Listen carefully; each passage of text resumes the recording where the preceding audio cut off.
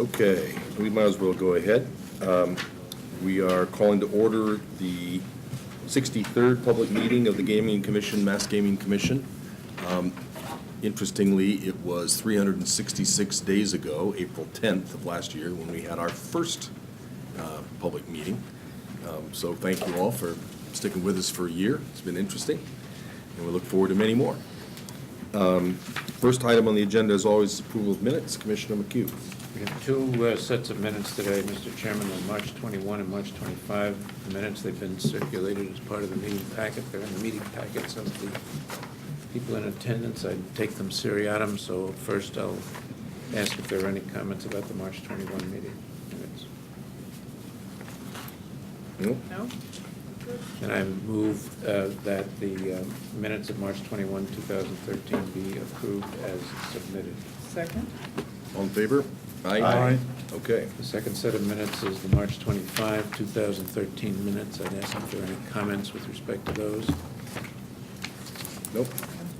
And I'd move that the March 25, 2013 minutes be approved as submitted. Second. All in favor? Aye. Okay. I see we have administration on here twice, but let's skip the second one and do it now. Commissioner Zuniga, do you want to pick Sure. that up? Yeah, there's a standing item on our agenda is a review of the master schedule. There is not a lot of update on the first page. We continue to forecast the same dates pending, or as a result of the discussion from a couple of weeks ago relative to the likelihood or not of increasing the forecast date of investigations. So we'll update that as those investigations progress. But as best we know so far, nothing's happened in the investigations that's going to change our projected award time. That's right. We've talked about the possibility of April 30th as an early date for some of the slots parlor investigations. All that I know is that that's ongoing. We may or may not meet that early date, but there is enough time that those investigations progressing. We'll just see where we go. What we did conclude in a previous meeting was that advancing that date prior was perhaps too aggressive or unrealistic. Yeah. So we're not forecasting anything like that. Right. We continue with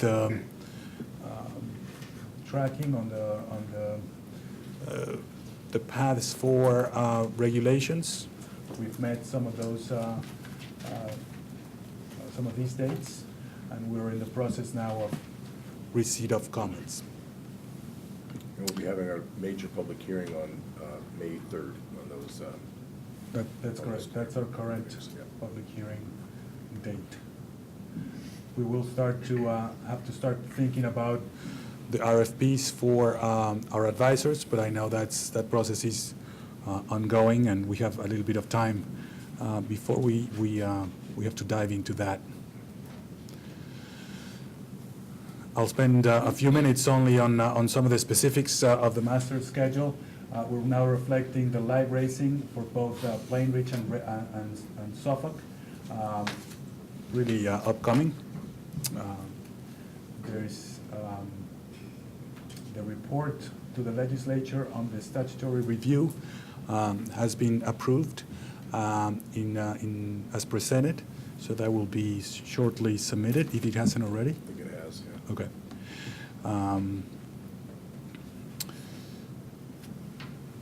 The process for regulation promulgation on the racing side is also ongoing. There's just continued progress there, and we've started to do some of our administrative activities in full swing.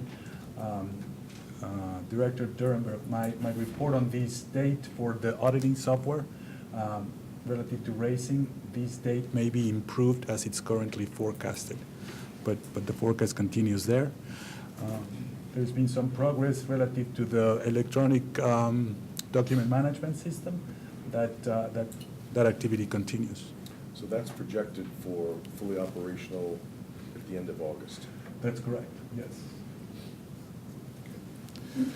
That may or may not slip a little bit, but we'll see how long these dates continue to be in a little bit of a state of flux. And relative to hires, we continue with workforce development as well as Director of Research and Problem Gambling. Well underway for the Director of Licensing, and have started with our process for CFO as well as CIO. Great. Good. And Can take- Executive Director Day will pretty soon be talking to us about his plans for scoping out, the rest of the schedule for all the rest of the stuff we've got to be doing as he gets his team going. Okay, anything else on schedule? You want to go to finance? Sure. I've submitted for your review what I will call a summary report of the third quarter of operations, if I can find it in my packet.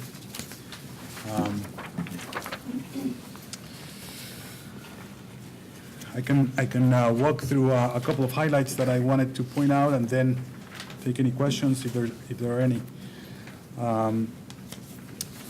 You will remember that our approved budget a year ago, 3/4 of a year ago, back in June of last year, amounted to $7.4 million.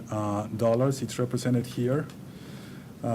The way I've always reported this is with a proration only for comparison purposes. What we would have spent by now if we only divided the budget by 3/4, just a straight line. I'm reporting the expenditures in column C. You'll notice for most items, we're spending a little under the initially forecasted amount. This is accrued. This is cash disbursements. These are expenditures. So expenditures. Cash Yeah, basis. cash disbursements, right. So is Right. the projected amount on a cash basis? Probably not. Well, the projected is really just Yeah. the budget times 3/4 or times 75%. The prorated, not projected. Yeah. No, so- but the project, anyway. But it's also on a cash basis, right? Yes, Right. technically, yes. Yeah, Both B and C are on a cash basis. technically, yes. Right. Yeah. But to your question, Mr. Chairman, there are some costs that may be here that may have been incurred, not yet paid, that technically could go on column C. Yeah. So we may be understating it a little bit. Yeah. But you think that's trivial, like? Yeah, tens it's of not thousands? significant. Yeah, okay. It's not significant. We pay, our bills rather quickly turnaround, so. Okay. I wanted to highlight a couple of things. So the bottom line is, we're on a burn rate that's almost $1 million, $1.5 million, better than we projected.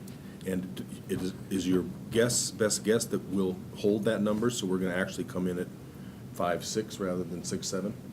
Those are real savings by hiring later and so forth? That's correct. Yeah. Yeah. Okay, that's good. Again, we need to account for the actual accrual. Right, but if that's But I don't see trivial, major, yeah. yep, I don't Okay. see major.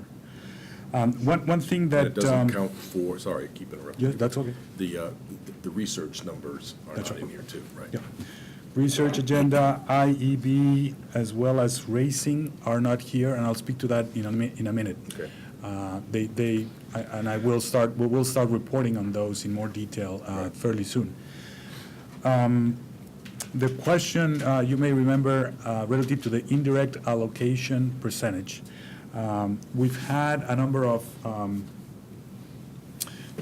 different conversations with the Comptroller's Office, and now we need to with the Office of Administration and Finance. Initially, I was under the impression that we would have to budget that statewide allocation percentage, which is why I budgeted in the first place. Right. Later came to find out that there's actually two things to consider. We could and request a waiver given our nascent nature. And that's always a possibility, and it's still a possibility. Prior to requesting that, I came to learn that we would not be assessed that indirect cost on the basis of that is usually assessed in arrears, meaning it's based on 2 years' worth of operations. And given our nature, 2 years have to pass in order to get that assessment, which made the option of asking for a waiver, not necessary. However, that assumption has come to some doubt right now, because in this quarter, we did see a hit, if you will, for that statewide allocation percentage. That's funny. Which leads us now to request the Office of Administration and Finance for that waiver. Well, maybe somebody just made a mistake. I mean, wasn't it Marty Benison who told us about this? The Comptroller's Office told us about the 2 years in Right. arrears piece. So why don't we just get this undone? Well, that's what we're following up on. What I wanted to do, if nothing else, is bring you up to Right. speed with the notion that we've gotten that charge as of this quarter. We would like that to be reversed for a couple of reasons, and we have two mechanisms to do that. Okay. Well, let me know if you want to talk to us, so that I can talk to the secretary. Absolutely.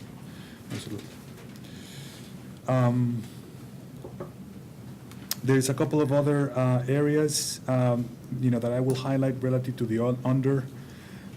You'll remember salaries. We forecasted a few salary positions to be at 50 or 70%, depending on the idea that they would come sometime during the year, and indeed they did.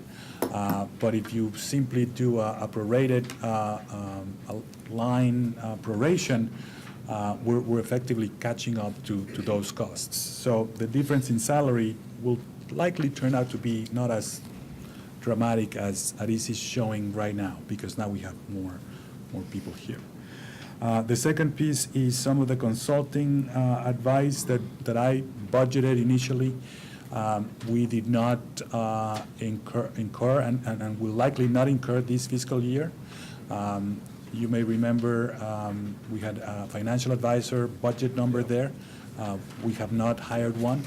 It will likely be a hire for next fiscal year. And that's in a nutshell the review of this budget for gaming.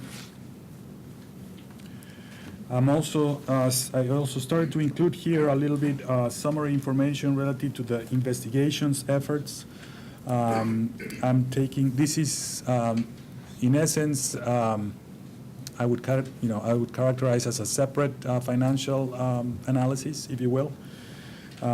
We have the applications fees that we collected at the time of this January when we received the applications, and the costs that we have incurred today and accrued today. And this is an important one to reflect, the accrual here on line item 3, because the burn rate for investigations is really picked up, as evidenced by everything that Director Wells have been reporting.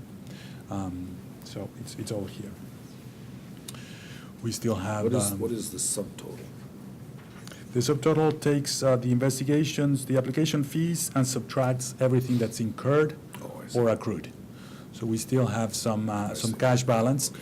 We will soon be assessing, and we have started to do that with a couple of applicants, which initial fee has gone to the point of the 200,000 or below. Right, we should restate that restate that principle so everybody is aware of it. Yes. Our application, our regulations provide for the initial application fee to act as a sinking fund, if you will. Once we reach, from the 400,000, once we reach a threshold of 200,000, in terms of how much we've spent out of that initial application fee, we will assess any remaining forecasted fees for the total of the investigation. Most investigations are forecasted to be in excess of 400,000, some by a little bit and some by more, by virtue of the number of documents and qualifiers and international operations and whatnot. So that process, that analysis is ongoing. We're reaching a point where we have notified those early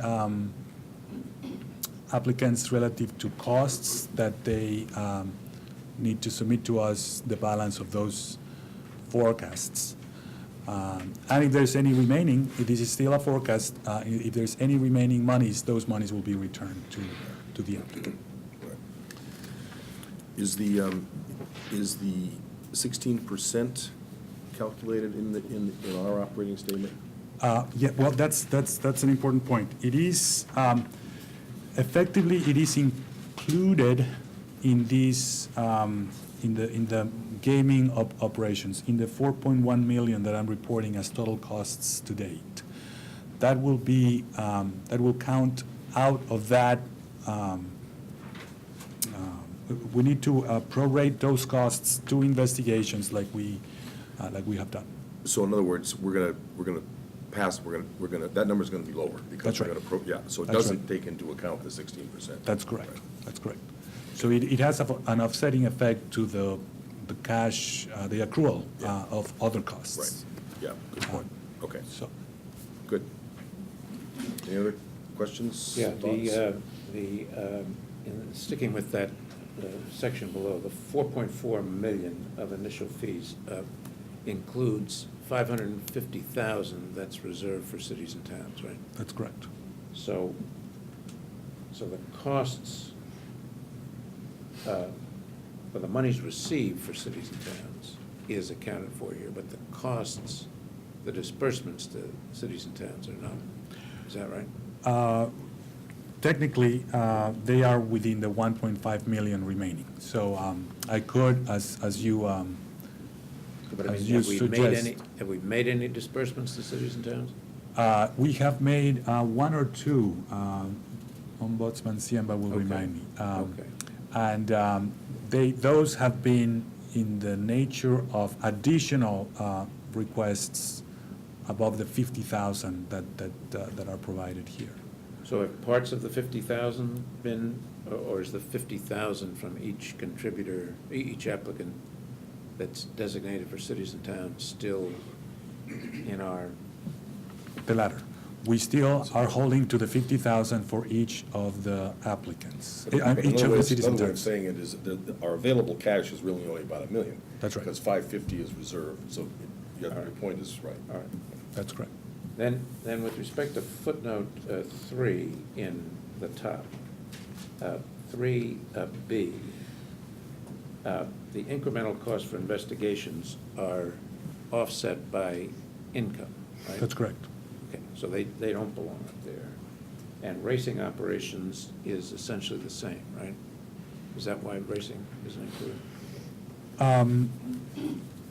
Racing operations is not part of the budget that we approved. So And it comes out of a separate source. it comes out of a separate source of funds. Right. The racing trust that we became the trustees when Right. racing came under our purview. Okay, so the racing funding that's now going on are gonna start again continue in this month. Doesn't affect any of those numbers there because it comes from a separate source. That's correct. Okay. Let me say to that end, some costs incurred and reported here in these 4.1 million Right. belong in racing. Right. We are currently going through the process of apportioning those costs, prorating them to racing, and before the end of this fiscal year, we'll have two reports, one for the Gaming Commission and one for a sub-report, if you will, for the racing operations, with the right proration of all the racing costs. So that may have the effect of meaning that the expenditures in column C are actually a little bit lower. That's because correct. they'll come from a separate source. That's correct. Okay. Which is also true of the costs that we're charging back to the bidders for, out of our overhead costs. Right. And then D, cities and towns grant agreements are also offset by money we get from the applicants that passes through us to the cities and towns, and That's therefore correct. has no effect on any of these numbers. That's correct. I will, to clarify that point, I will start reporting both the entry and the offset, so Right. that you see, Right. the entry and the payment, so that you see All right. those numbers. This is very helpful. Thank you. Yeah, it's great. Anything else? Questions? Other questions? thoughts? Okay, terrific, thank you. Thank you, Commissioner. Thank you. Yeah. Yeah, thank you. IED report, Director Wells. Mr. Chairman, members of the commission. Good afternoon. I expect this to be brief. The investigations are continuing full force. As you can see through the burn rate that Commissioner Ziamba has presented to the commission, all the investigators are hard at work with the process. Of note, as Massachusetts State Police are heading over to Asia shortly with the consultants for some due diligence work over there. So I expect that we will get some further information as a result of that and all the other interviews that we are conducting as this process moves forward.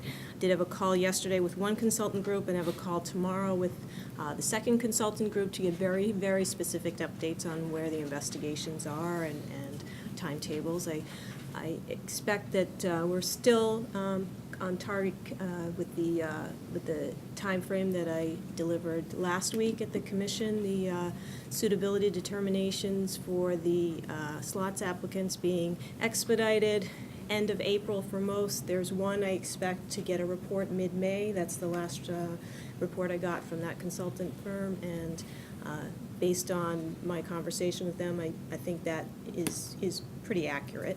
And then the Category 1 applicants, those, there's some that may be done by that June target date. There are others that will go into July, potentially into August. We'll have to see depending on the results of the investigation. For example, if we get information that is cause for concern, they may then go back with a particular individual and go do a sworn interview under oath. If there's no concern, they may not have to go back and do that. So we're monitoring that kind of thing as we go on. That's just an example of where we may add a little time if we're doing some further due diligence on those investigations. We had discussed last week about, a little bit about the process, had some conversation with legal, just as a very high-level overview of the process. I will be writing a report, delivering a report, in large part and basis of the consultant and state police investigation. That report will go to the commission, and a copy will go to the applicants, so they will have an opportunity to look at that. There then will be a public hearing process, depending on the findings in the report, that potentially, if there's nothing of concern, the applicant, as the legal team has reviewed, they have the option to ask the commission to waive the adjudicatory public hearing. The report at the public meeting is subject to redaction of confidential and exempt information, so we should be aware of that as the process goes forward. And the commission will, I expect, file notice of the date, time, and place of the public hearing and the form, whether written or oral, or conditions, and will in the way it will take comments on that. So after the public hearing process, the commission issues a written determination of suitability. And there's really three options. They can find the applicant suitable, they can find the applicant not suitable, or they could find the applicant suitable with some kinds of conditions based on the nature of the investigation. So they may have to do some things in order to make themselves suitable. Just note as a practical matter, during the investigatory process, the applicant may take note of areas of concern and maybe cut out problematic components of their application. That is, has happened in other states. That is somewhat the norm in the industry. And that really is a signal that the investigatory process is doing its job, that people are taking note of the aggressive nature of the investigation and what we're looking at and what we're asking for. It's almost a self-regulating process. So the applicant may cut out someone who is a cause for concern. We'll have to see how that goes, and that, that is something that happens, in the industry as things progress. So that would not be unexpected as a result of these investigations. So, do you have any questions on that? Director, for example. Yeah. That may come to light in the next month or so if there's an individual that may be problematic, as you described. Yep. So those actions could be taken immediately. In other words, it's an interactive process. The applicant wouldn't necessarily wait till you have a final report, which would That's then correct. cause corrective action. That may happen during the investigation. Correct. So they are aware of what documents we're asking for. They are obviously present while we're doing interviews, so they know somewhat of the direction of the investigation, and they may take action which we may or may not have directed, but they, it may be just the perception of their entity as well. So they may do that in the course of this process. So just so the Commission is aware. So we'll keep you updated as it goes on, but everyone's working hard and really putting a lot of effort out to try and get this done and get it in a timely manner. And the projection for releasing the Yes. background checks to people who requested? Yes, and you have do you know the dates on the letter? You mean the redactions? Yeah, well, the date will be free to release the public documents that are properly redacted, yeah. So the applications right now, we have sent the BEDs, the Business Entity Disclosure Forms. Those have been completely redacted. All of those, I think there's approximately 17,000 pages that we had to go through for that. Those have been sent back to the applicant saying, okay, here it is. This is your last opportunity to take a look at it and check for clerical errors. Those had to be returned, I think, within 7 days. And then those will be able to be released absent any appeal to the Commission. I have not received any word that any of the applicants are going to appeal to the Commission on that. And then we are expecting that the redactions for the remainder of the documents, which include the personal history disclosure forms, so those are those redactions which would make them compliant with the specimen form. Those should be done by the end of next week. And there have been additional requests for confidentiality, so that those reconsideration requests, those responses are going out in the next couple of days. So most of those are done, and those will be going out. And then if they want to appeal to the Commission on those, they can, but we'll have to wait and see if they do in fact do that. So certainly within a month or so, Yeah. it sounds like. Yeah, we're in good shape. All those will be made available to whoever asks them. That is the Okay, expectation, yes. And remind me what happened with the Cordish final qualifiers? Where are we on them? I spoke to Cordish yesterday, but it was on a different issue, so I'd have to follow up with them on the land deal and Yeah, I can't, the I think, final weren't you issue. guys gonna figure out whether there was a solution that they had? Oh, the suitability, I think the Commission Yeah. had some concerns with that as an approach, and that would not be the preference of the Commission. So I communicated that back Okay. to them. Okay. And then they were going to notify me if they came up with some other option, and I haven't heard that yet. Okay, 'cause I think we need to get that resolved. Yep. Pretty quick. Okay. Okay. Anybody else?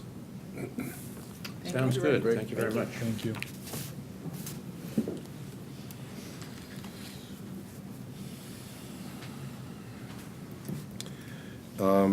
Ombudsman Ziemba.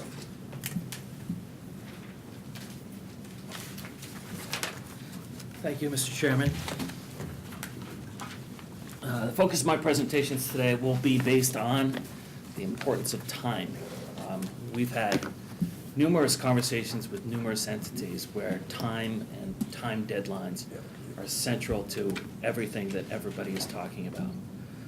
Specifically, notably, Mr. Chairman, you and I attended a meeting last evening with a number of communities of Hopkinton, Holliston, Ashland, a number of communities that are nearby the Milford application. And one of the things that we heard from those communities is that surrounding communities and their time periods for review of impacts have to be considered by the commission, and that some of our draft regulations that we've put out so far may not take into account some of the hurdles that they experience at the local level sufficiently in order for them to be able to take a look at impacts. For example, one of the things that was discussed last night was the draft deadline that we have in our current draft regulations, whereby involuntary disbursements can be requested, but they can be requested 30 days after the execution of a host community agreement. And some of the communities that were there last night talked about how that, depending on when an application is filed by an applicant, that period between the 30 days after the request for the referendum and the filing of the application may not allow them to go ahead and procure the technical advisors and to follow through in all of the mitigation reviews that they would like to take into account. We noted to the communities that we are anticipating that we are hopeful that the process involves direct communication between applicants and communities well before any potential for involuntary disbursements, that the process works much better if there are direct conversations between applicants and communities.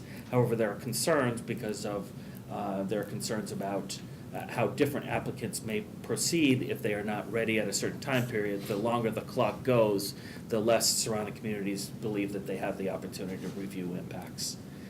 So that was a big concern to the surrounding communities, and obviously it brings to issue our eventual schedule, not only for Category 2, which we discussed recently, but once we get into more depth about the Category 1 schedule and how that works. In tandem with the concerns by surrounding communities, we've also talked to applicants, and different applicants are obviously at different stages of where they are in the process, but the need for definitive timelines, definitive deadlines for our actions is really hitting a crunch point, whereby people are planning backwards from our eventual December dates or January dates or whatever our dates are, and they're really putting those a little bit more concretely into their plans. So to the extent that we can, and I know that we've discussed this, and a lot of that will be part of the staff, myself and others, to come to you with more firm recommendations on concrete timelines. But I believe that conversation would be really useful in the near term. Now, obviously, there are a number of different items that have to be accommodated within our schedule and our draft regulations. We have protocols and procedures for resolving disputes between hosts and surrounding communities. We're hopeful that communities can resolve these issues and applicants can resolve these issues and that it goes well. But I think we have to plan for the eventuality that it may not go well in one case. And if it doesn't go well in one case, that could end up delaying the process for all of the applicants within a particular region. So I'm not telling you anything that you don't know, but that last night was just sort of a reification of things that we've been discussing. Well, I want to highlight some of that. I think what we've started to see is a pattern of applicants, host communities, and surrounding communities saying, whoa, we're starting to come to grips with the real nuts and bolts here, and I'm not sure we're going to be able to make these deadlines. Now, it's not uniform, and people are in different places, but we're hearing a lot. The surrounding communities in particular, and this meeting last night was very informative. There were essentially many of the surrounding communities for the applicant that would be hosted in Milford. And the 2 points that John made, they were quite forceful about, that first of all, there really isn't a way for us to get them money if they don't buy in, if the applicant doesn't give them money to do the work voluntarily. There isn't a way for us to get them money quickly, either through the RPA process, which is in negotiation but is out of everybody's control. Nobody knows for sure when that'll get done. Or through the involuntary allocation, because as John said, that's supposed to happen after the host community agreement is signed. So I think we need to rethink whether there's something else we can do there. I mean, I was persuaded in talking to them that we're gonna need to really think about this. The second thing is there enough time, once they do have resources to spend, to actually do the job of assessing the impacts, particularly since in many of the cases, they don't even know what the project is gonna be yet. You know, you can do some stuff. I mean, if you could sit down and talk with if there were good working relationships, which in some cases there are, but in some cases, the applicant isn't very far along, and in other cases, the working relationships aren't very good. So if you could begin to say, look, it's gonna be about this big, it's gonna be located here, we can start roughing out the impact assessment. But nobody's gonna finalize an assessment or really spend hard money on an assessment until the application, I mean, the project itself is pretty firm. And that's nowhere in a number of the situations. So if the project isn't really firm until, say, after the host community agreement is signed, we know that those could be several months down the road. Anyway, so again, I think there is a legitimate concern about whether the surrounding communities will have enough time with the resources. Now, you have to take all this with a grain of salt because none of those surrounding communities want a casino, you know, and we made it clear to them that Well, I would note that, Mr. Chairman, that we weren't, we made it very specific in that meeting that we were not going to discuss any specifics about any one potential applicant. And it was, obviously, that the surrounding communities were probably talking about their region, but we were talking purely about our process, and that's how we arranged it. And I think that among those communities that we're mentioning, some have publicly indicated that they are in direct opposition to any casino going in any fashion, but other communities that were part of that process have not indicated that in public manner. So I just wanted to just know that for the record, that we weren't talking about one applicant. No, we were very careful not to be talking about the applicant. But what is clear is that a surrounding community that hates the idea of a casino will try to use the surrounding community agreement and the studies as a proxy for killing the casino. And so it's a line we're gonna have to walk. But I think I came away persuaded that in good faith, we had to take a real hard look at these schedules and the way we get the money out to these people. I have a couple of initial reactions, which you sort of touched on, and we've talked about in the past. I think there's ways to mitigate, if you will, that time frame for surrounding communities. There's an environmental notification form that will be a key document before, hopefully before, a host community agreement is executed. I mean, this may be true for some, not for everybody. That is key piece of information. I would like to think for some surrounding communities.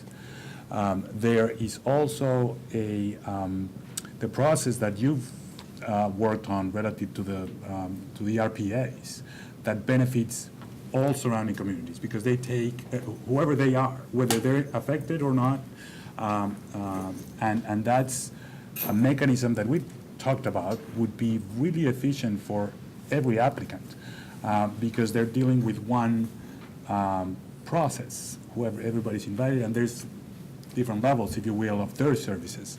We hope that people recognize that, and that's available. But there's also a process that they can undertake relative to procurement of advisors in anticipation to a projected host community agreement or even referendum. They can pre-qualify advisors on their own. They don't have to hire them necessarily, but the process for procurement can take place now. They can specifically stipulate that the contracting will be contingent on those involuntary disbursements.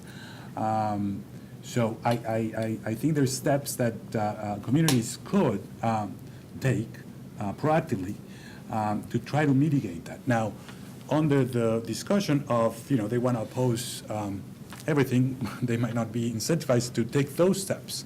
But that will be true for Right. anybody who wants to oppose it. Right. No, but I think what you're saying, and I think this is a good point, and we did sort of talk a little bit about this, that they could make their lives easier by planning in advance. Can't they also procure off Compass? Yeah, they can go to anybody who's pre-qualified. They could go to Compass, and they don't have to do an RFP. They could go to pre-qualified. There's got to be all kinds of engineers and traffic consultants. All those people must be on there. That's right. So, so that saves 60 days right there, right? They all were Absolutely. saying, we got this procurement's gonna take forever, we can't even write the procurement. Yep. So, but I think, go ahead, sorry. I was going to, my last one is perhaps the most important, the one that the statute did contemplate, which is that surrounding communities can and should approach the applicant and say, we believe we are, and enter into those discussions. And if they haven't already, I would like to think some have. Some definitely have, yeah.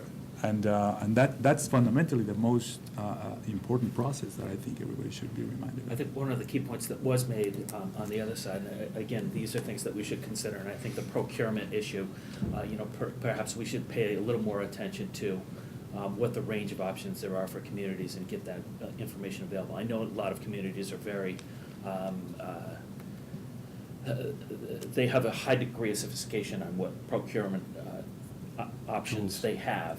But again, potentially that might be an area for us to provide some focus on. And I think I'll consult with you, Commissioner, on what we can do in that regard. But one of the things that was highlighted last night was that overall, this is a competition. And the commission spent a tremendous amount of time to try to make sure that we have a number of different applicants in each one of the regions. And one of the many of the components that the commission will be utilizing to weigh against each other, weigh between applicants, are determination of public support, public outreach, impact agreements. There are numerous things that will be evaluated as part of the commission's evaluation. So to the extent that different applicants may not be viewed as being helpful to communities in evaluating impacts, that will be part of the evaluation. Right. But again, that's not the only answer. I think there's more to go, and I agree with the chairman that we should take a look at some of these issues again. The timing of the involuntary grants or assessments is part of the regulations that are now Correct. for comment. Yep. Well, why did, I've forgotten why we tied the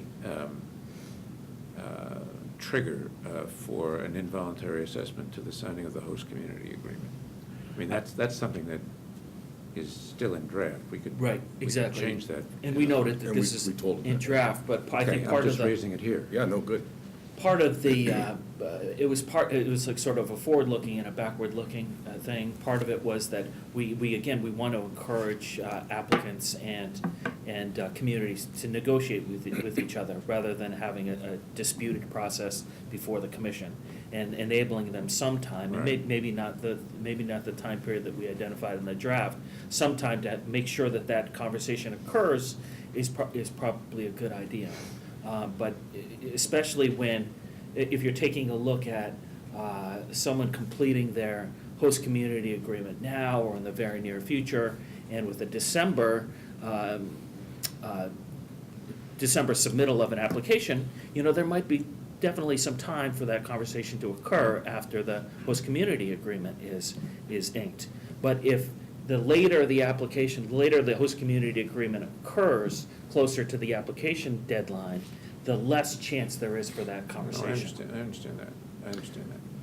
Well, I But think, if you untethered the two, Right. you could begin to stimulate conversations and maybe move it up. Anyway. well, no, I think you're on exactly the right track. I think it gets to another issue. The one reason I think that we tied it to the host community agreement is that the bidders want to have checkpoints to make sure they really are going to be in this game. Correct. And if they have to put out a bunch of money to surrounding communities before the host community agreement is signed and before the referendum, they're concerned, this has been expressed to us Right. in a variety of Right. times, so. Yeah. So I mean, which gets us to another issue, but but it's a legitimate problem, but And we've said, unless there's a host community agreement, there are no surrounding community agreements. So to the extent that the ability of an applicant to explore things with the host community gets jeopardized, that also is a consideration that we have to take into account. Because of that last point, unless there's a host community agreement, there's no surrounding community agreements. It may be worth to note that the 50,000 that was earmarked for communities could be presumed to go first to the host community. But it doesn't have to. Technically, the 50,000 could go to the first one to request it. And that's just another little resource, if you will, or option to surrounding communities. I don't know if that's something that we could further articulate in draft regs, but or whether it matters all that much. well, how would you suggest that we reconsider some of these things? I'm not prepared to make a recommendation to. I don't mean a bottom line, but Yeah. process-wise, what do you think we ought to do to rethink and see whether or not we want to make any changes in schedules or process? Well, I think we should take another look at the timeline, how the timeline works in general. Yeah. But in regard to the 30-day requirement, I would recommend anybody listening that they send in comments specifically about that matter and any About recommendations. the surrounding community, Yes. the host agreement? Involuntary disbursements process, yep. Okay, right. Because that is a new one. It was a new one as part of our draft regulations. It wasn't part of our previous submissions. So we'd welcome comments, but what we'd welcome comments is that we hope that even though different constituencies will have to advocate for their positions, we just hope that they put that in the context of what the Commonwealth is trying to achieve. Obviously, the Commonwealth has already put a lot of the dollars associated within their budget, so there's only so many ways to spend the same day. And how do we do that? It's very tricky, and how do you accommodate all these various interests? It's not an easy solution. We put forward one that we hoped worked, but depending on where applicants are in the process, it may not work in all circumstances. So I think we need to take another look at it, but I don't have any recommendations. Yeah, right now. no, I don't think we're ready for recommendations, but I do think there needs to be some, I don't know, I guess we have to do it in a public meeting probably, we really do a very systematic working on the schedule. And Yes. just talk ourselves Yes. through these steps. Yes. So maybe, probably not next week, because we've got Region C, Yeah. but sometime, shortly after that. Yeah. I think when you guys get prepared to help us think through that, both the issues of the distribution of monies, or the making available of monies to surrounding communities, and the details of the schedule. Yeah, and also the internal issues as well. Director Wells has reported about where we are with suitability determinations, and Right. that fits into the schedule directly. And so Right. that will be part of the presentation. Yeah, okay, good. Mr. Chairman, can we take a quick break? Sure. We have a brief break. All right. We reconvene.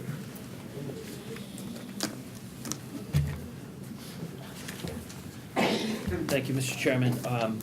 Next issue that we're discussing today is the emergency regulation that was discussed last week.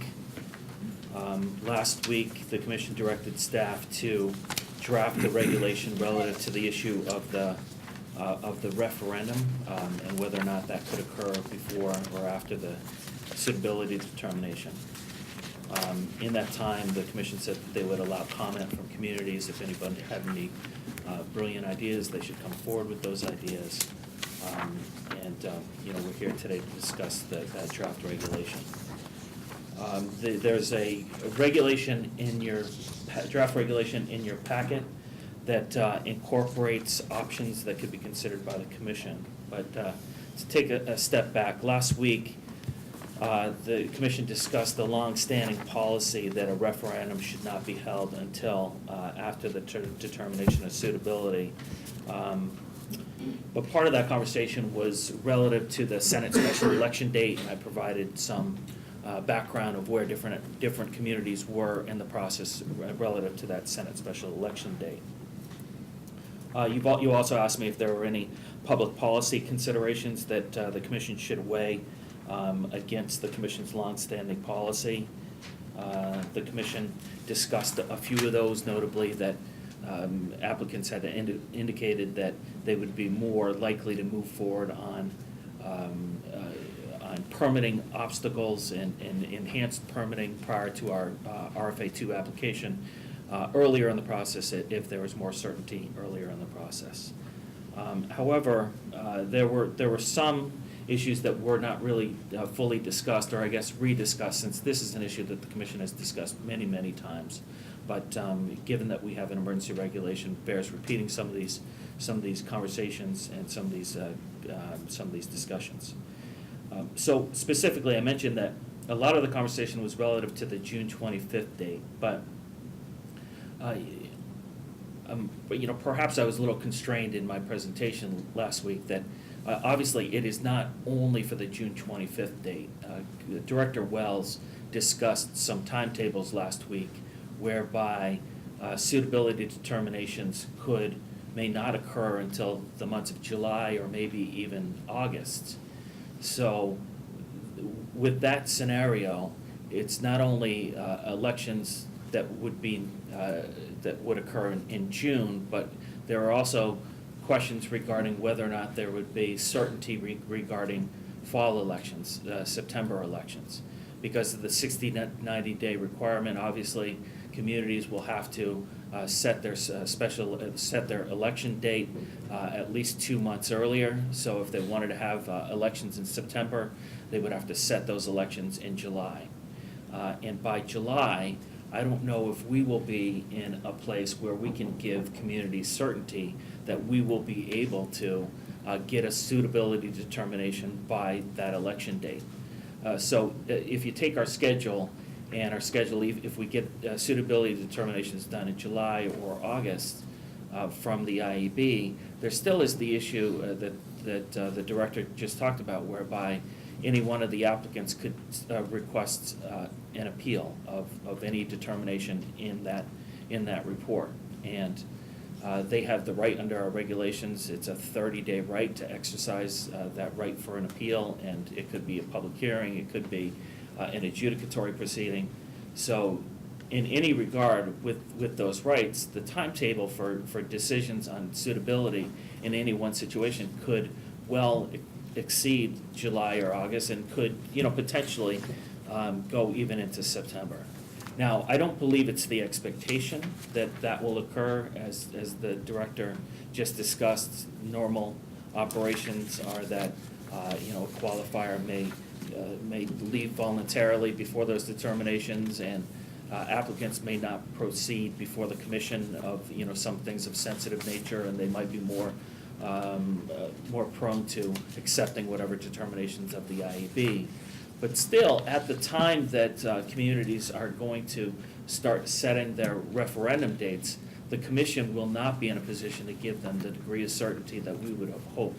I think when the commission first discussed these policies a long time ago, we all hoped that everything would go swimmingly with the investigations, that we would get all of the reports that we have been asking, that people would be timely in their submissions, that people would have filled out the forms correctly, that we would have been able to devote a lot of our resources to actually looking at the investigations.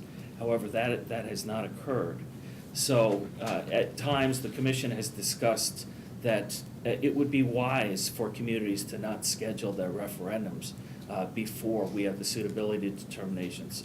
And it would be wise even for communities to not even enter into their host community agreement before they know who the applicant is before them. Now, again, that was a different day, but still, we're at a situation now where we may not be able to provide the certainty that communities would need by those July deadlines for the special election. So what we've done is we've put forward a draft regulation for you that gives you a couple of options. And, maybe Catherine or Todd, if you want to join me?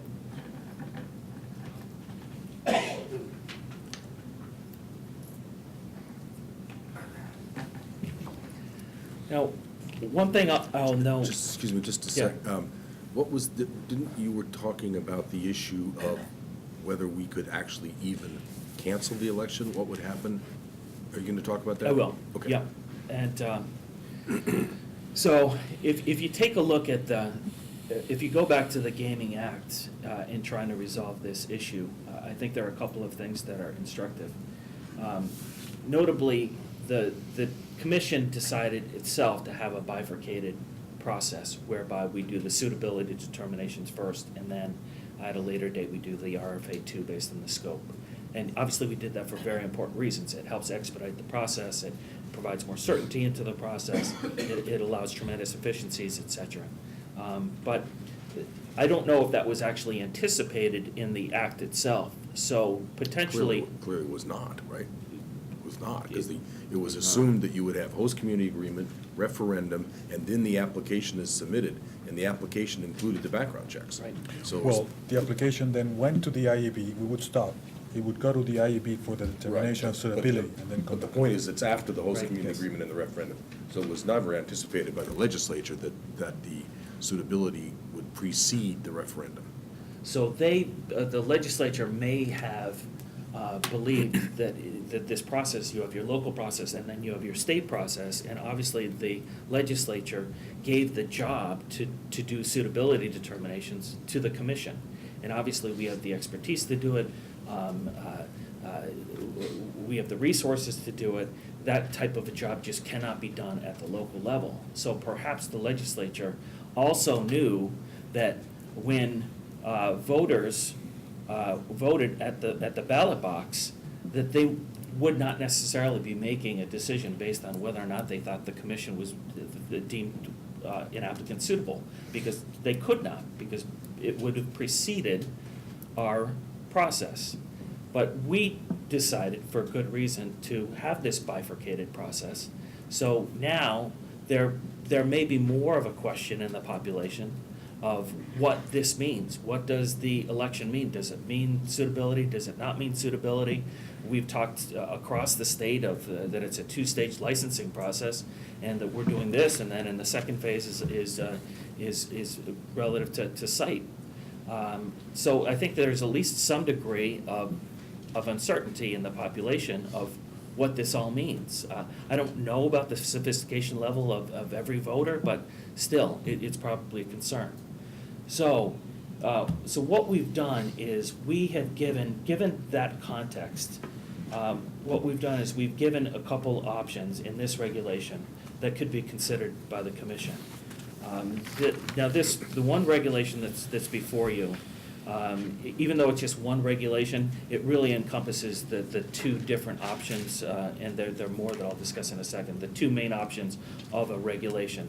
So what you have here, I'll get into what the document means that is before you, but if you just take a look at the first sentence of 6, it says, a host community may not hold an election in accordance with MGL 23, Section 1513, until the commission has issued a positive determination of suitability to the applicant in accordance with 205 CMR 115.053. And if you put a period after that, I think that is what the commission asked staff to draft last week. And that is up for consideration by the commission.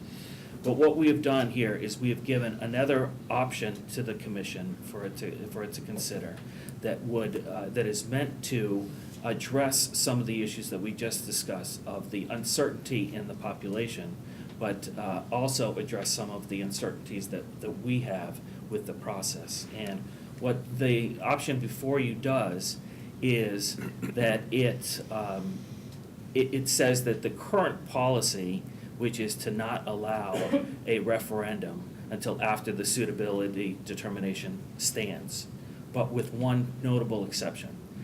If the host community believes that its population it's in the best interests of its population to move forward on a referendum prior to the determination of suitability, that it would be required to show or demonstrate that it actually believes that there would be a formal approval by the governing body of the community that it wants to move forward prior to the determination. And why we say governing body? The governing body is included here because it is the province of the governing body in each of these communities to set the referendum date. And is that a defined term, governing body? So what does it mean for a city and town? I think it means three things. For a town, it's the Board of Selectmen. For a city, it depends upon the form of government. It's either the mayor and the city council, or I think the city manager and the city council. So and that's a defined term in the statute? In the Gaming Act, yeah. Okay. And it's clear that therefore it would require whatever the legislative body of the municipality is, as well as the executive. That's right. Throughout our regulations, we've tried to recognize the different forms of government that may exist in the different municipalities. So we don't want to get too far into telling folks how to do that type of thing. So just for the record, governing body pursuant to the statute is in a city having a Plan D or Plan E charter, the city manager and the city council. And in any other city, the mayor and the city council and the town's board of selectmen for governing body. Good. So that part of the recommendation is designed to address, we have received comments from the mayor of Everett and from others that the leaders that are elected by the citizens within those communities have a responsibility to make sure that their citizens are protected. And part of their responsibility is their responsibilities under the Gaming Act of putting forward the referendum to their citizens. But obviously, the commission has its own responsibility, and the legislature entrusted the commission with being able to set rules regarding those referendum dates. So it is very much a dual responsibility, as seen in the Gaming Act. To address the second question of the level of expectation in the community of the electorate and the confusion that may exist about what this means, especially after a year of discussion about the two-phase process. What is recommended here as an option is that at the expense of the applicant, that in order for a community to move forward on a referendum date prior to suitability, that the community would be required to conduct a process for informing the community about the commission's determination of suitability standards and procedures. And that process would include, but not be limited to, a notice that is designed to be received by voting households within the community that would be involved in the ballot question. And then on top of that, we recommend that the communities undertake additional measures to provide public education to their citizens, but we do not provide the specificity of what that could occur.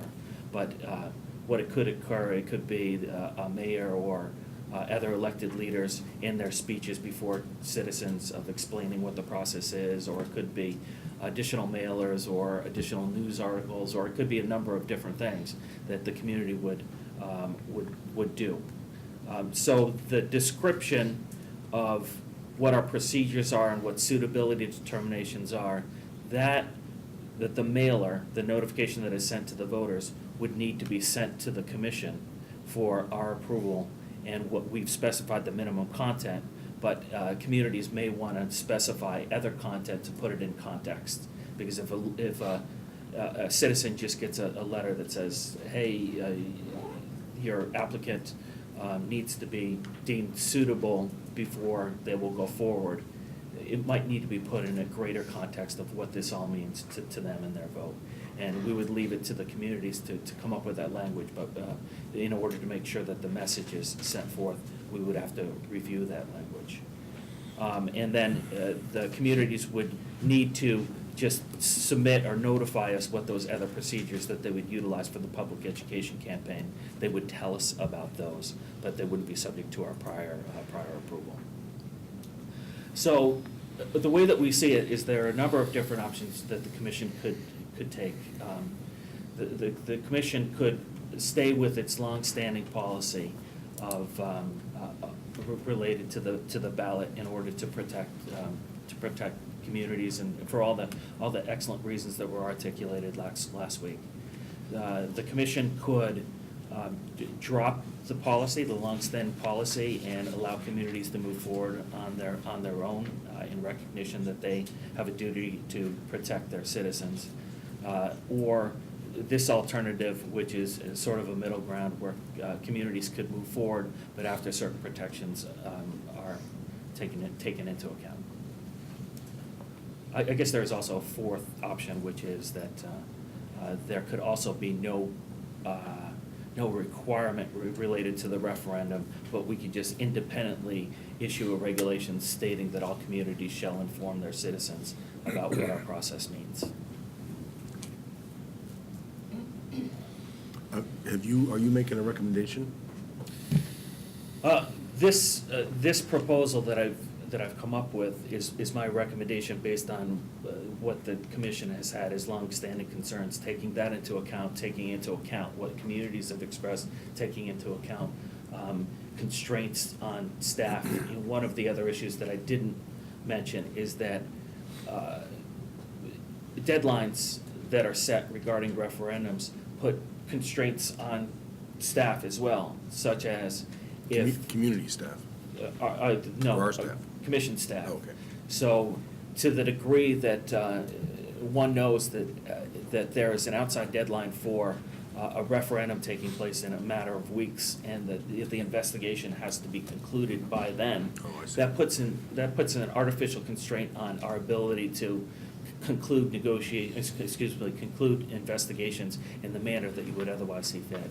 And hopefully this does not come to pass, but different issues come up at different times during an investigation, and it's not always knowable at the beginning of the process. So based on that, my recommendation here is meant to reflect what I think I've heard from the commission and what I think I've heard from communities and what I think I've heard from applicants. And one other constituency that I will mention is surrounding communities, in that we have just discussed that any delays that could occur at the host community level could impact the surrounding communities. So I don't know how much of a reality this could be, but if you had a situation where a particular host community wanted to hold off on finalizing its host community agreement, knowing that there is this policy out there, that could impact the surrounding communities' timetables. But I think probably in the larger sense that applicants and communities, if they're ready to go, they will want to go as quickly as possible, but that's also another potential concern. Thoughts, reactions? Well, I certainly appreciate the need to be very thorough with investigations, and that whatever way we go here, knowing and having our applicants know that, a favorable vote will not affect suitability. That will be done independently if this is a route we choose to go, and that outcome will be independent of any kind of a vote. So that would be, to me, important piece for everyone to understand. It That, should be in the flyer, in the yes, required in other flyer words, to just do that. because you say yes, that does not in any way affect our thorough investigation and outcome of that investigation. That would be, to me, very important. I guess by saying, no, you can't vote, we are inserting ourselves in the process. And by saying, okay, there is an exception, and these are the two A and B portions, we are inserting ourselves in the process. But it seems to me there are really good reasons in order to do that, in order to have some safeguards in place. Have we gotten we haven't gotten any comment on this from anybody outside? No, I didn't feel like I was at liberty to No, I really do understand that. that. I understand that. I understand. Oh, on this proposal. Right. Yes. Would it be worthwhile to do that? One thing I will note is that there's the June 25th date and April 25th is right around the corner. A comment period up until a week of the 18th is possible. Communities that are in a position that they want to move forward by the 25th, they could take measures that would be in accordance with this draft regulation, even though it is not in place. For example, this would require the scheduling of the governing body to make a vote. And they could do so, given that there's only 2 weeks left before that 25th. They could do so in anticipation of the emergency regulation. And I don't think that's an impossibility. Here's the reason I asked that. We've put in place this freeze as a matter of policy. Right. It's been observed. It has settled expectations throughout the state thus far. We said we were going to put it into place essentially because a determination of suitability was an important, indeed a critically important part for the integrity of our process. And then last week, we added to that the notion that there was the possibility of confusion and unanswered allegations of whatever that would be floating around to confuse the electorate with the voting.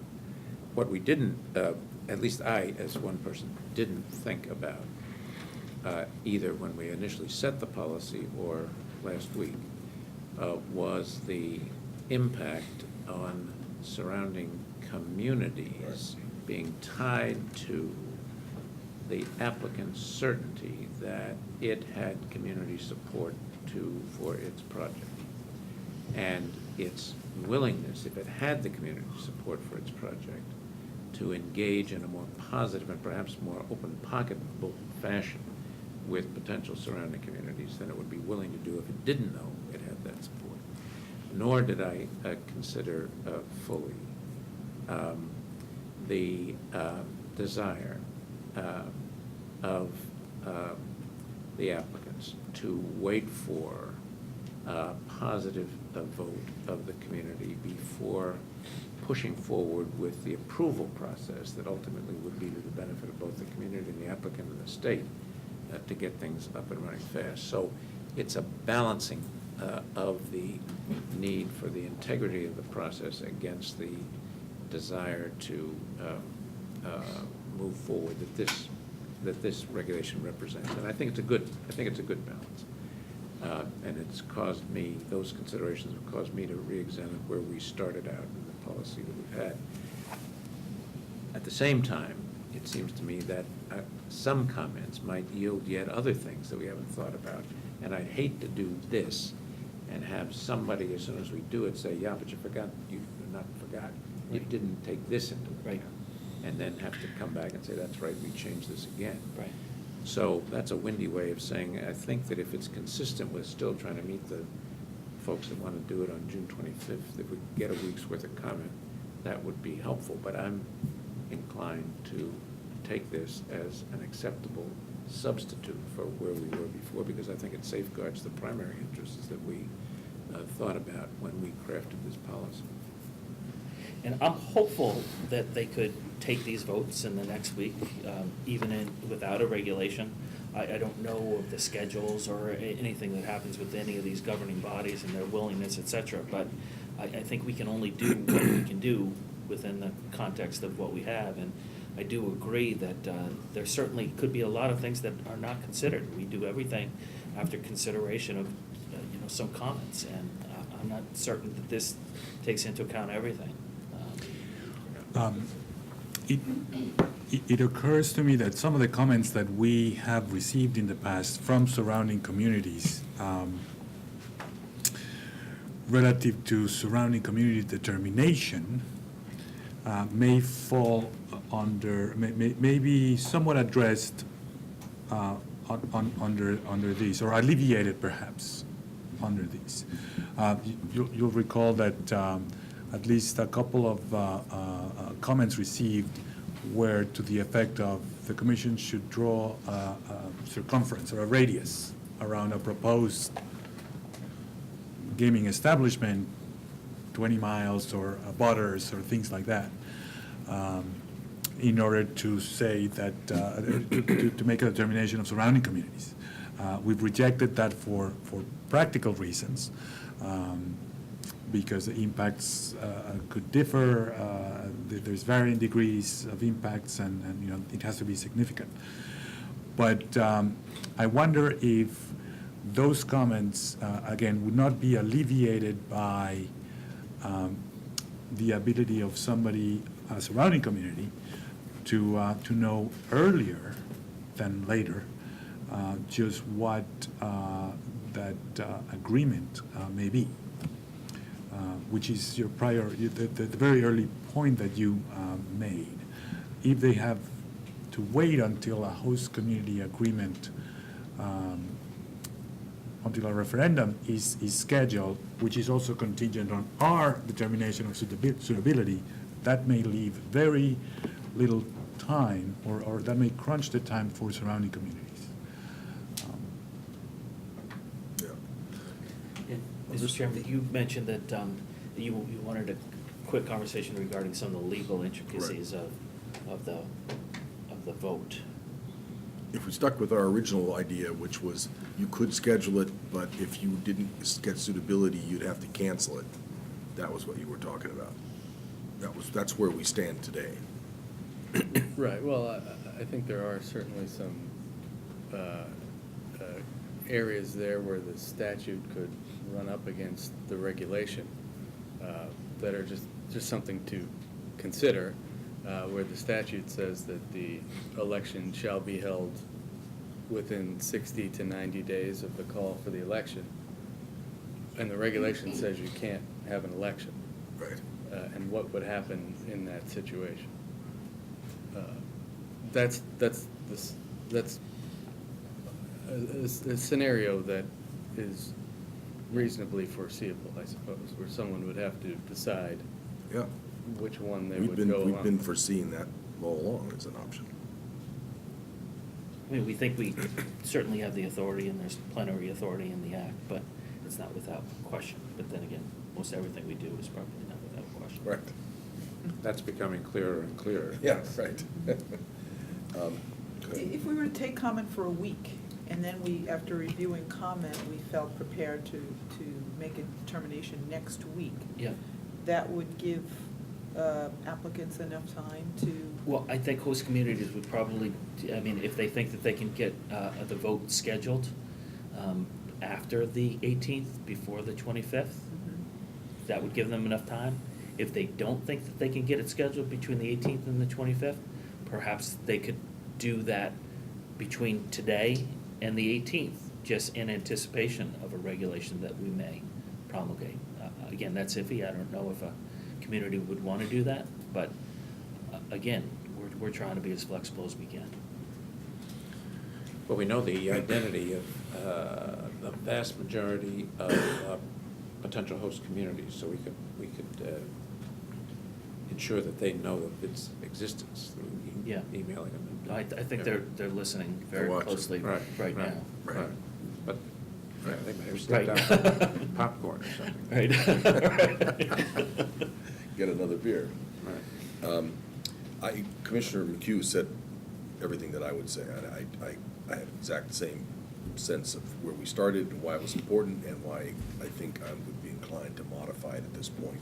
I only expand slightly on just the timing. I think we're beginning to see that, and everybody's beginning to see there's a lot of work to be done to get through the schedule, and any impediments that we put in the way of that are going to be a problem. And this definitely, and in good faith, you can understand why. You might think if we just said let's postpone the schedule 6 months, we can tell bidders just sit tight till the suitability. Don't do anything. Don't spend any money. Wait till you get suitability. That would be one way to go, but that's clearly not what we want to do. So and the other thing that was persuasive to me when we talked about this last week was, I think there is potential for antis to cast aspersions on bidders And we've seen it happening. We get mailing all the time with stuff like that. And I was concerned that a community, the voters might not know, since there hasn't been a suitability decision, and that the applicant might be at risk. But the applicant controls whether or not they go forward with this election, not the applicant and the host community determine whether, if they're concerned that there might be mudslinging, they don't have to have the election until after the suitability. So there is some protection against that concern that I had. So I concur with Commissioner McHugh, and I also concur in that I think as time sensitive as this has become, this is such a big change that we can't lock it in without time. So I think your suggestion, or somebody's suggestion that Jim's, I guess, that we don't formally do this for a week is right. Anybody else? I agree with all that. Okay. That's what I have to report. You got some other stuff? No, let's see. So, Notice of public hearing in SBIS? So, I'm sorry, for clarification, this draft emergency regulation will be posted for public comment, the one with option A and B. Yeah, we're talking about taking both of the two steps, so. Yes. You got that, Elaine?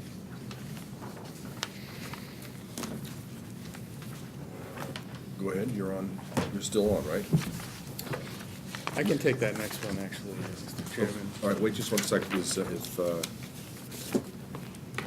what about, or maybe, there's been a lot of discussion back and forth about how a vote on an HCA would be managed physically if it were done at the same time as another election. Do we have a bottom line on that? I think I can take that one, too. Okay.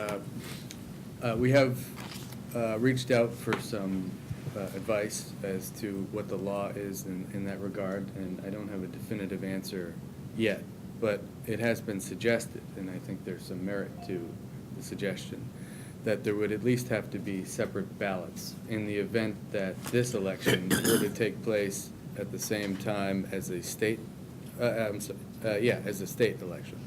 In that. State or municipal, or just state? A state election. Okay. And not yet an expert in election law, but my understanding generally is that you can't put a municipal issue on a state ballot absent explicit authority in some statute that says that you can do that. The Gaming Act does not provide that explicit authority.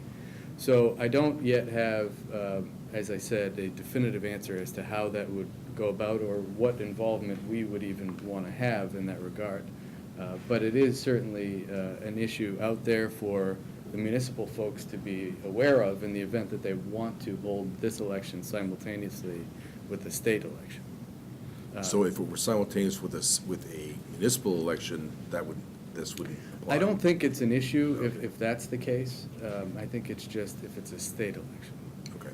I'm not 100% sure about that. Because there is a lot of confusion out there about this, and as soon as we do know, it's something we have to get out to people. Well, we have to get out to people. This is a complex area, and it may be that after looking at this, your recommendation would be that we direct people to the right sources of authority. I mean, we may have an answer that you'd be prepared to recommend to us. You may also look at it and conclude that our best bet would be to refer this to the experts, which are the election departments. I think that's Secretary of State or That's exactly right. And in fact, you'll recall what we've done in our draft regulations, essentially in the elections section, is we've basically just said you have to follow all the election laws, but here's some other provisions. So for us to here say, if you're having this election, you also have to do this, would be somewhat inconsistent with what we've done in the past. But I think it's certainly fair of us to raise the issue so people are aware Right. of it. And if the solution is to tell them who to go talk to, tell them who to go talk to, yeah. Right, right. Okay. Thank you. Thank you. You still have another agenda item. though. Yeah, I there do was, have there was one only other one, agenda. right? Well, Ombudsman Ziemba, I still had one other thing, I'm Oh. sorry. Sorry. Well, this just came up, I don't know when, I don't even know where this came from, but there's been this discussion, I guess it's in the media, about whether we should do anything about the amount of money spent. And we've never really talked about it, I don't think. And there, I guess it was a Globe editorial that talked about doing something or other, but does anybody have thought about that, or have you had any thoughts or feedback on it? Is that anything that we want to consider or undertake? Well, we might, but I haven't thought about it until this very second. Okay, And since I read the editorial, okay. It's certainly worth talking about, but Well, I didn't really mean right this minute. I meant, Okay. is this a topic that is of sufficient, A, importance, B, interest, that we should tee it up a little bit and think about it? Sounds like you're saying perhaps yes. I think it'd be worth discussing. Yeah, okay. Okay, but you've not heard anything about this? Okay, all right, now you're done, thanks.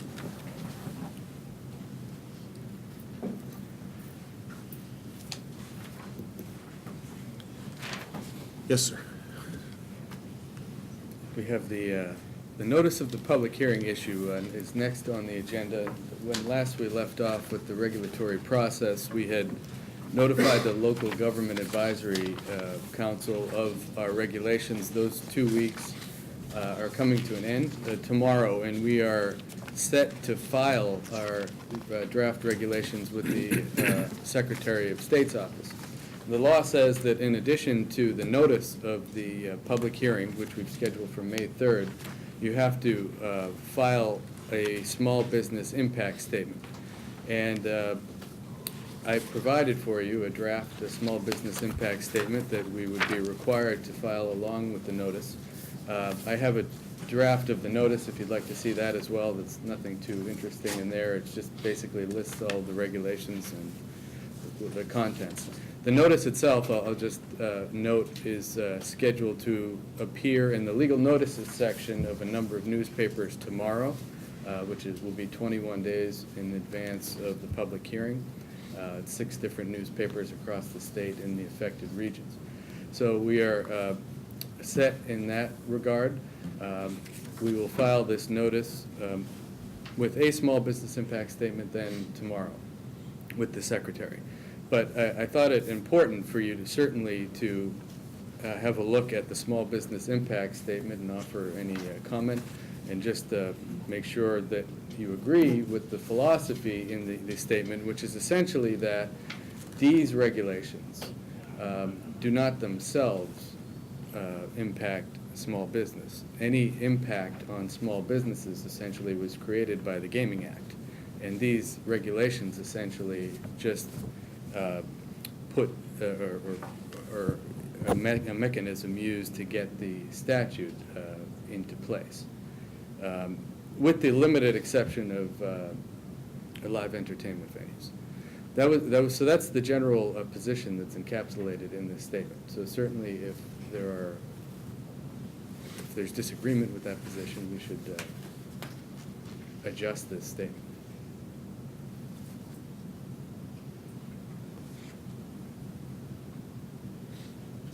And the other question I had, we represent here that there are 7 impacted live entertainment venues. I wasn't certain about that number. I thought I heard that.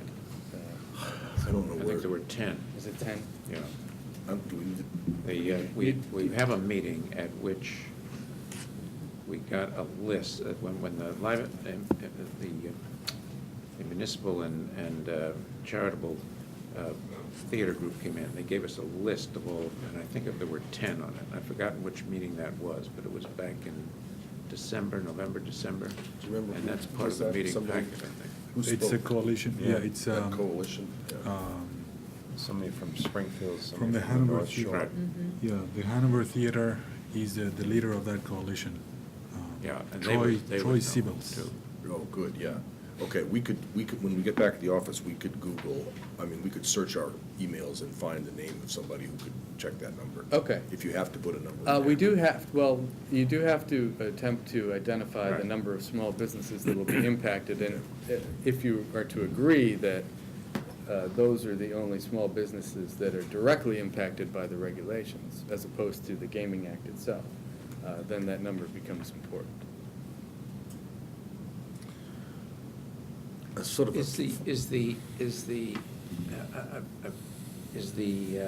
the regulations in the evaluation section, the broad list of things we're going to talk about, does talk about, those regulations do talk about our taking account of the measures the applicants are taking to interact with, preserve the income stream, to otherwise deal in a positive fashion with local restaurants, local areas. And in that sense, the regulations, although they simply carry out the statutory mandate, are designed to ensure that these large entities don't swallow up small businesses. Is that something worth mentioning here? It is, to be sure, simply implementing the Act's Right. outlook, but Well, the statement does incorporate those two provisions of the statute that Right. reference small businesses. Right. So we do make reference of that. Right.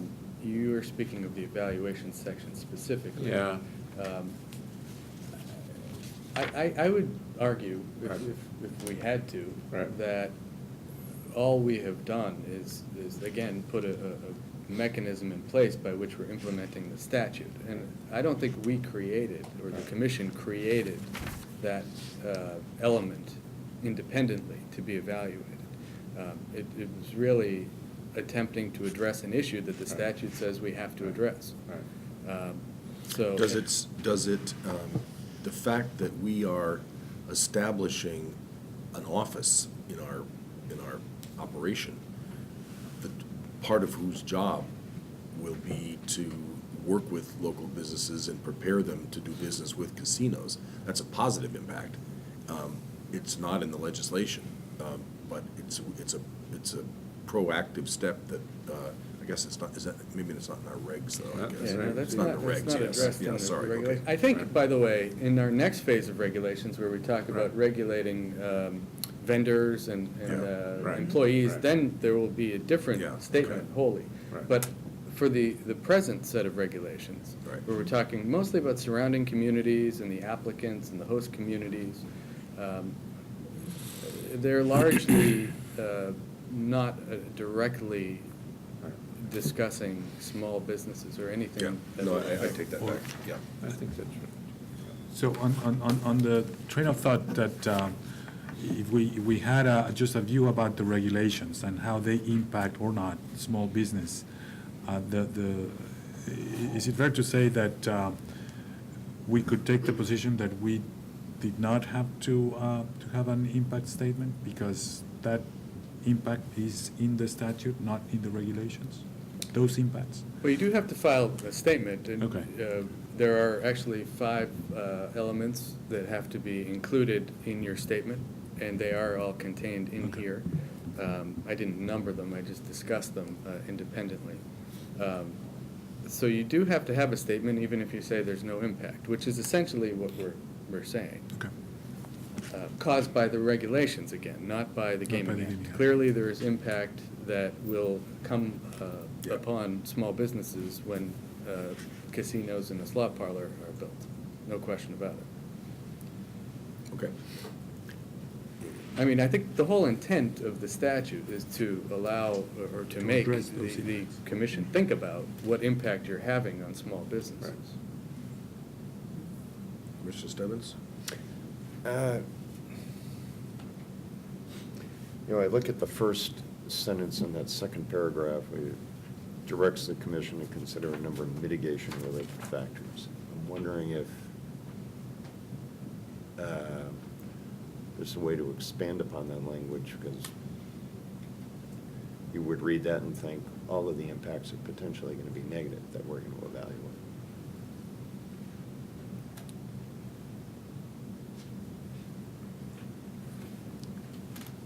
Is there a way to expand upon that to say, could have a negative impact, could have a positive impact? We Right. just don't want to leave the language that far out there that we're expecting this to have a negative impact.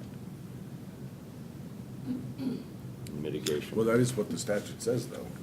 The statute anticipates the possibility of negative effects, and we're now putting the implementation of that statute into the reg. I think you might be wrestling with the same thing I was. We're gonna do Yeah. things that are gonna make this a positive impact on business, but that's not in our regs as yet. Right. I mean, Still this, doesn't feel right.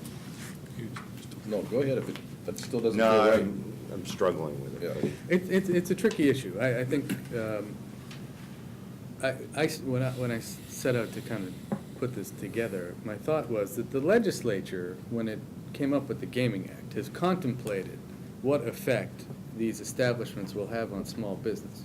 And in analyzing those effects, it basically said, okay, commission, you have to require certain studies be done, and you have to take certain factors into account when you issue the license.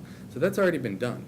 And that's all we've said in the regulations is we're going to do that. We have not imposed anything above and beyond that.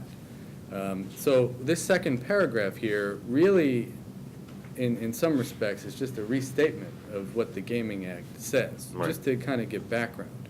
And, you know, the first part of that first sentence just talks about prospective impacts. It doesn't talk about negative impacts or positive impacts. It's only in the second part where I did use the term mitigation, only because seemingly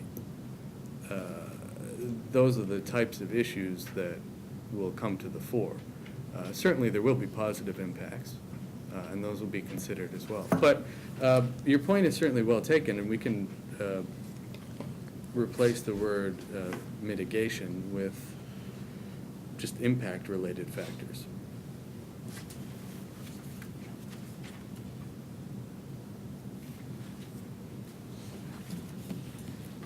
Does that help? That's good to me. Yeah, I mean, if you read that, you could just simply strip out mitigation, number of related factors in determining which applicants will be awarded a gaming license. Okay? Sure.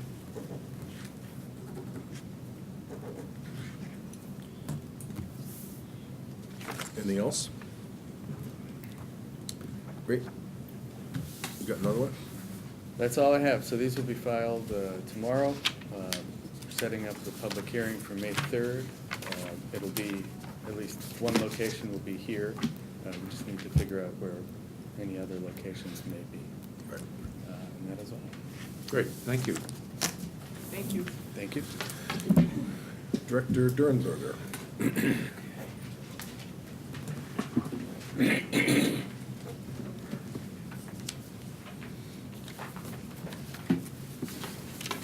Good afternoon, Good afternoon. Mr. Chair and Commissioners. Lori, I apologize, I'm under the weather and my normally loud Oh. voice is even softer today, so I will try to speak up. Administrative update. I wanted to start out by reminding everyone that the proposed changes to CMR 4 are available for public comment on the Mass Gaming website. We do have a public hearing scheduled for Monday, April 22nd at 11 a.m. at 84 State Street. These are the regs that primarily affect running horse racing. They were adopted by the Commission on an emergency basis on March 28th, but this is as part of the regular rulemaking process. I wanted to address a couple of things that Commissioner Zuniga presented to you earlier with both his revenue report and with the master schedule. As he mentioned, our new auditing software or auditing system may actually be up and running before the date that was on there. I think in January, we forecast possibly running in parallel on April 16th. We're going to be very close to that, April 18th. So that was a very good forecast. And we may be, what did we have, May 10th? auditing software for 4:30, so we're right on schedule there. Representatives from this company, Paraglobal, will be on site next week, next Wednesday and Thursday. So we really look forward to having them with us and being able to make the transition from our old financial reporting software system to this web-based system. On the revenue side, I'm very cognizant of the fact that racing has always been revenue neutral since the beginning of the previous agency. And I am trying very hard to maintain that proud tradition. But just to be aware of the fact that there are some once-off costs related to the transition, and also some front-loaded costs, some startup costs, for example, that may have to be kind of spread out over the next couple of years in order to maintain that revenue-neutral balance that we're trying so hard to achieve. Just up to this point, I mean, Yes. it's a very commendable instinct, and it's pretty much right to make sure that it's revenue neutral. But you do have a job to do, and if we need to rethink the income and expense relationships in order to do the job that you need to do with an appropriate amount of people and so forth, then we need to talk about that. So I mean, it's great. I mean, everybody loves a director who's committed to that proposition, but I don't want it to become a constraint to getting the job done. And we know the economics of this organization have been in deteriorating flux for a long time, and we need to be, if we need to figure out a way to rejigger the way revenues are generated, then we'll do that. I don't see how you can, I mean, particularly when we're in an upgrade mode, that kind of neutrality may be difficult. Right. Well, it sounds like you've already been willing to make exceptions for essentially investments purposes, but I mean, it sounds like Commissioner McHugh is saying the same thing I am. They did not use all the revenue previously, Yeah. which is why, Well, there is some reserves right now, because isn't there some extra money sitting around? the trust, yeah, that's correct. Yeah. Yeah. So we've got some reserves. that we can But spend. what specifically the director is talking about, there was this mechanism, in order to fund racing, there was a line appropriation and a trust in order to keep the cash flow. Right. Every year, any excess revenues from the appropriation would be returned to the general fund. But the expenditures and revenues that come directly for racing operations, the regulatory racing operations, has been revenue neutral, as Director Durenberg correctly points out. That may, be not the case, especially because of upfront investments Right. that we are making right now. And we're just giving her the tools to Right. make those decisions. Right. And that's appreciated, Mr. Chair and Commissioners. I last week promised you that I would have a procedural update on how to get the 2011 annual report approved and what that would have to go through. I was not able to get that done for this week, but at any rate, the 2011 annual report of the Old State Racing Commission does exist in a finalized form. We just have to figure out what's appropriate since it was a period of time when you were not seated. So we're still working on that piece. But 2012, I'm sorry, Director, 2012 2012 is ready, process. right? It's almost Oh, it's in ready. process. I'm sorry. We're still having some difficulty, as I reported last week, with the financial reporting system, getting Right. some of those reports in the form that we need for that information, but we're getting very close. And historically, that's not been released until a little bit later than this time in the year as well, so we're on schedule there. Item B on my agenda is the approval of split sample Wait, laboratories. before, you've also got the opening of Plain Ridge. Absolutely. On Monday, on Patriots Day, I right? am definitely off my game. So, Right. opening day, live horse racing in the Commonwealth, Monday, April 15th at 1 o'clock at Plain Ridge at the Harness Track in Plainville. The forecast is excellent, I'm told. Oh, really? Great. Yes. So, At least two of us, I think, will be there, maybe more. thank you for Yep. catching my omission. Split sample laboratories. So, in the past, the horsemen did not have a split sample provision that they could use. So, What would happen is if there was an alleged medication violation, that was it. There would be a hearing, and they would present testimony on their own behalf. But many jurisdictions, not all, but many jurisdictions, afford licensees the ability to send a referee sample out to another approved laboratory that uses the same or better testing standards, to have a split sample, the same way that the Olympic sports do, and many other drug testing processes do. So how this works is we sent letters out to other laboratories that met our criteria that were in our RFP. So that was accreditation to that ISO 17025 standard that you've heard me talk about ad nauseum. And I also note that each of the labs that responded to us is also currently undergoing the accreditation process through the Racing Medication and Testing Consortium. So these are very industry-specific labs that have excellent testing capabilities. We have respondents from 4. Those labs are HFL Sport Science in Lexington, Kentucky, Industrial Laboratories in Wheat Ridge, Colorado, the Ohio Analytical Toxicology Laboratory in Reynoldsburg, Ohio, and University of California, Davis Equine Analytical Chemistry Laboratory. How this works is if there is a medication, an alleged medication violation, the trainer is given 72 hours or 3 business days to indicate their interest in sending out the split sample. So the laboratories are all called and cost estimates are given. The cost of having a split sent out depends on the nature of the test. So, for example, if there was a dermorphin positive, I use dermorphin because it's been in the news a lot lately, that shouldn't be there. So that's essentially a pass-fail test, which is a different cost than, say, you have a medication that's permitted below a certain level where they have to quantify. So we get estimates from these 4 labs, we present them to the trainer and say, here's your options, you can go to these labs, and this is what it's going to cost you. And then there's a process by which the horseman's representative and a commission representative and state police member are present at the time that that split sample is packaged and sent off to the referee lab. Where does the sample reside while you're waiting to find out whether you need it? So it's in our custody, and it's behind 2 different locks. There's a hasp lock on the freezer and then an additional lock in the office. Okay, and then when the result comes back with no positive, then we throw the split sample away? That is Yeah. correct, yeah. Okay. So my recommendation is that the commission approve these 4 laboratories to provide split sample equine drug testing services for 2013.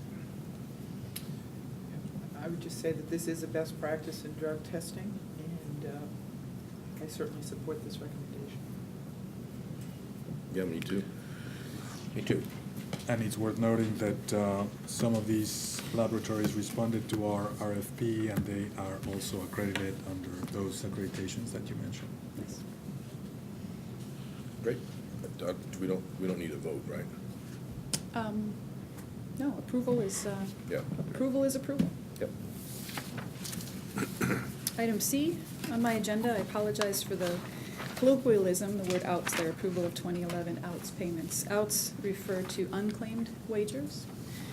By law in Massachusetts, if you were to place a wager today in April 2013, and you were to have a winning ticket, you would have until December 31st of 2014 to present that to the place where you placed the bet and get a payout.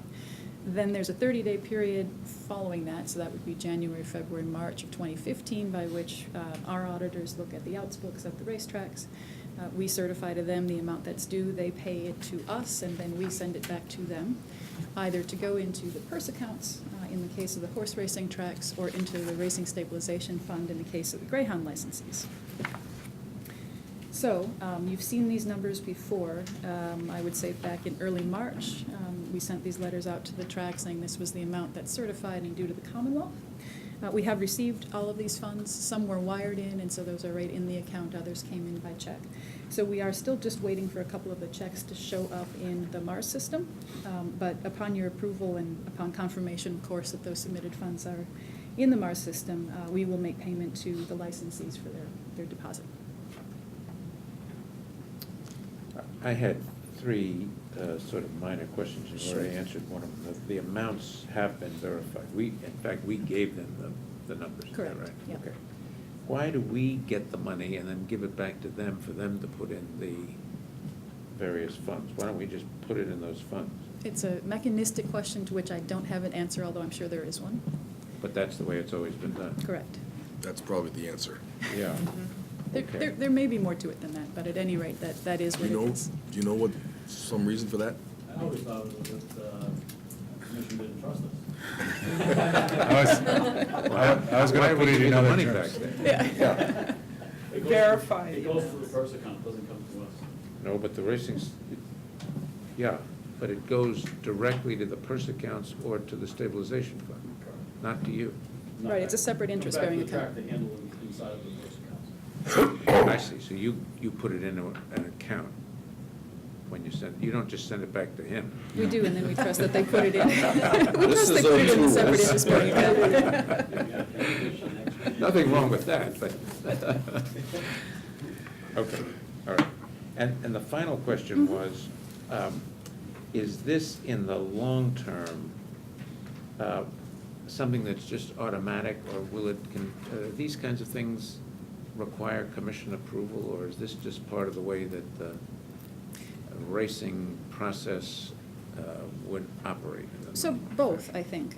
I think that this is real money, and I think that coming before you and saying we're about to encumber this amount of money and send it to our licensees, I think is worthy of an explanation. But the other side of it is that is how it's always been done, and we didn't see any reason not to do it this way, Okay. to bring it before you. I may draw a parallel to the unclaimed property process at the state treasurer's office. This is relative to, it's an unclaimed winning, and there's a role of an overseer that bears, drawing a parallel to, so. Fair enough. This is almost $750,000 total. It seems like a lot of money. Is there all right, we gotta, Mr. O'Toole's got an answer again, yeah. I have an answer as well, but All right, go we'll ahead. let Well- Mr. O'Toole speak first, if you'd like. Yeah. I'm not. In the, since simulcasting came into being, there's a lot of tracks going on at the same time, so not a lot of sound because they interfere. So if a lot of these outs monies, it seems to me, comes from customers playing what are called all bets. In other words, they're like two horses in a trifecta. So they go 1, 2, and then the rest of the field. Then the horse doesn't go to the gate, gets a late scratch, so that's a refund. It's $2 for that one particular part of that all. Customers goes, gets a hot dog or whatever, comes back, doesn't hit, the horse is scratched, the race is run. He sees either he has a winning ticket, 1, 2, 7, and catches that, and in that case, because he presents the ticket, the refund would bounce back. So he'd get, say, he paid $30, he'd get 30 plus the 2 for the refund, and he'd be happy. But if he didn't hit, if it came back 1, 2, 7, and he didn't have the 1 and the 2, then probably throw the ticket away, and that's a $2 ticket. Right. So since simulcasting came in, before simulcasting, it was lost tickets. You'd bet it was a winner, and then you lost the ticket and couldn't find the ticket, and you throw it away inadvertently or whatever. And then there's a mechanism there where you make a claim to the commission, and then if that, at the end of this term, if it's never found, and that person Nobody else claims it. no one else claims it. So there's about only about a half a dozen or a dozen people at the end of the year that put in those claims. And those are investigated. Yes. So, and then they usually just get paid up. But, so there's not a lot of subtraction from that pool. Is it lots of small money? Is it a lot of $2 that people, one way or another, just basically don't care about? Well, they don't know about They it. don't know Most about of the it. time. And now with, the automatic machines will, and the tellers will give, you a paper voucher, so not in cash, but you get it back in the form of a voucher that you put into a machine and keep rolling. And then if you take that, $4 or $5 voucher home, stick it in your wallet, Yeah. never forget about it. Yeah. Same thing like a lottery ticket that. Your Charlie card. Yeah, yeah. The other piece of that I would add is, We talk about uniformity in racing. So the pari-mutuel laws are also all over the place. So you may not realize Thank you. Thank you. if you have a multiple horse wager or a multiple race wager in another jurisdiction, as Mr. O'Toole said, it's usually the not knowing. So in some jurisdictions, and what you may be used to playing is that if a horse is a late scratch for whatever reason, doesn't make it in the gate, or is a non-starter, declared a non-starter and there's a refund, if in your jurisdiction, nothing, you get a consolation payoff, then you may be used to looking for that. But if in your jurisdiction, the rules are that you would get the post-time favorite, and you watch the post-time favorite get, pulled off in the race, you don't even realize that in that jurisdiction, you get some sort of a consolation. So it's the not knowing. Interesting. And this is not an unusual figure. Huh. Interesting. Geez, I didn't know that. Learn something every day. Lots Yeah. of people don't check their lottery tickets. Yeah. Very simple. Well, again, unclaimed property is millions and millions of Millions, dollars yeah, at page the after state. Page after page. Yeah. Interesting. Okay. Is that it? That's all I have, Mr. Chair. That was good. Very interesting. Another 15 minutes with racing. That's it. All right, no, it is, that's fascinating. Thank you, Director. Thank you. Thank you. Thank you. I think we are done. Any other business? Next week, we will be in Palmer, and with a big agenda. And do I have a motion to adjourn? So moved. All in favor? All right. Ayes have it.